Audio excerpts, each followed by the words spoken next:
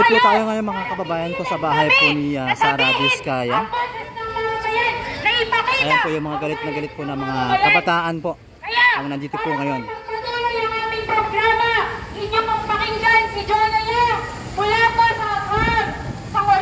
Ayan, sa mga hindi po nakakapag-subscribe, please subscribe po tayo and click the notification bell para po lagi po tayong updated po sa mga kaganapan po dito po sa bahay po ni Sara Diskaya.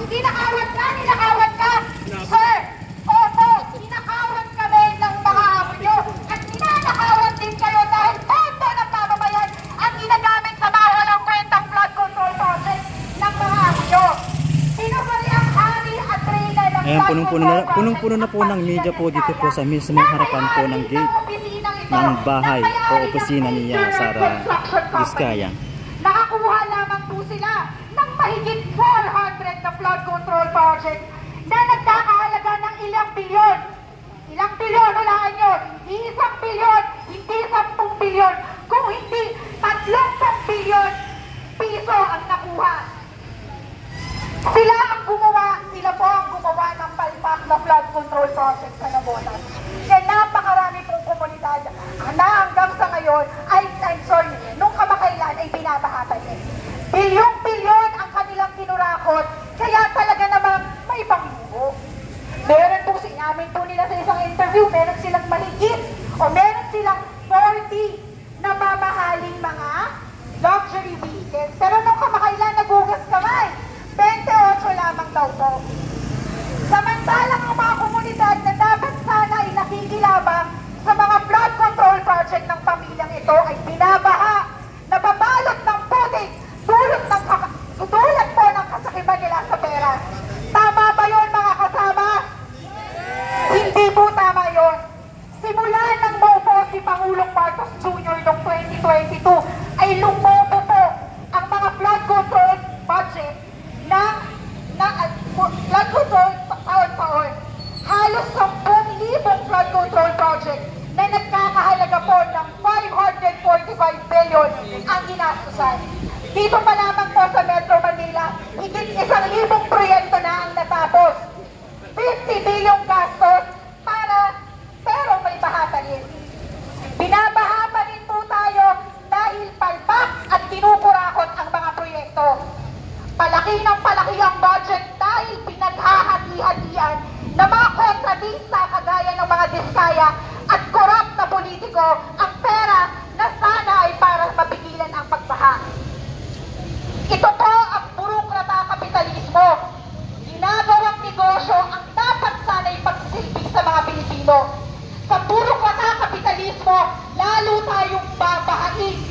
Lagi tayong nanakawan ng pera at lalo tayong lulubugin sa hirap. Hanggang umiiral po ang ganitong sistema, mga kababayan, mahirap isipin ang pakikinggan ang mga siyentista na kagaya namin at ng mamamayan para sa tunay na solusyon sa pagbaha ng ating bansa. Kung matatandaan po ninyo nung recently itong SONA ng July, binalaan po ni po ang Pangulong Marcos Jr. dito po sa mismong harapan po ng gate ni Sara Diskaya. Ayan na, like and share po ng video po natin para po maging ma-aware po yung mga kababayan po natin dito po sa ginagawa po nilang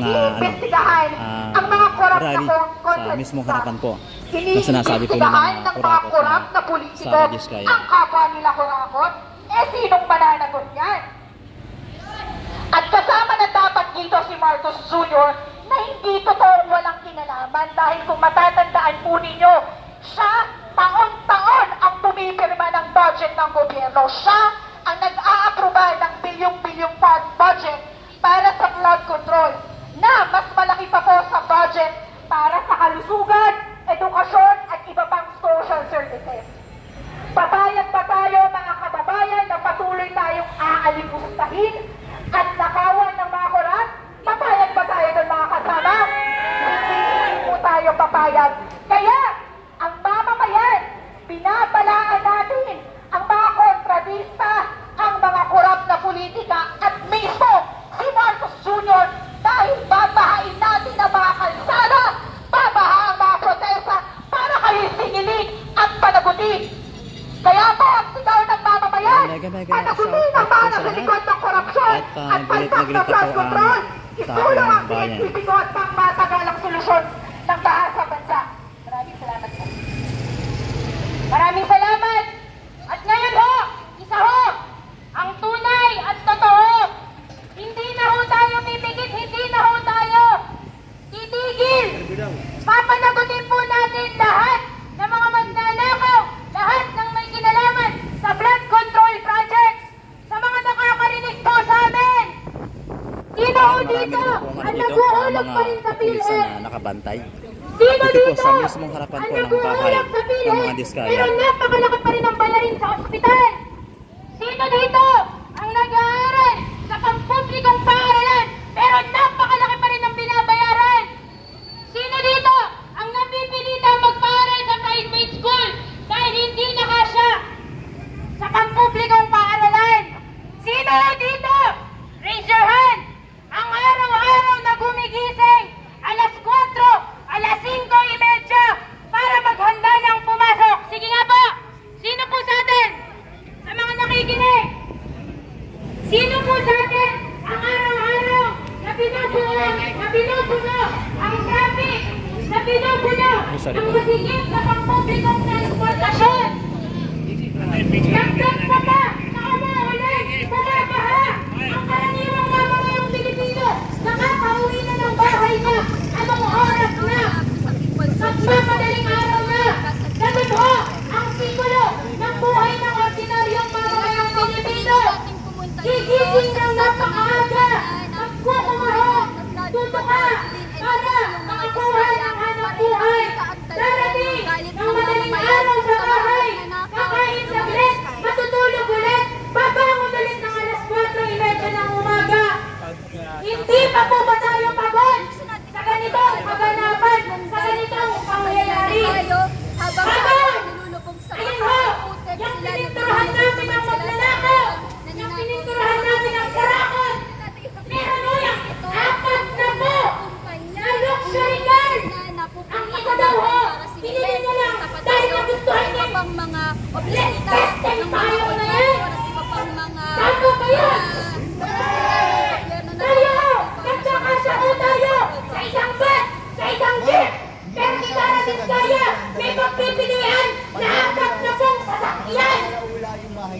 Kailangan ho natin magalit at ang galit ho natin ay kailangan natin ituon sa kalsada. Sinabi na mo mismo ng mga nagpahayag mula sa PhilHealth, ha? Na hindi ho gumagana ang ating pamahalaan. Si Sara Duterte mismo na nagnakaw ng kanyang confidence and intelligence funds ay hindi pa ipakulong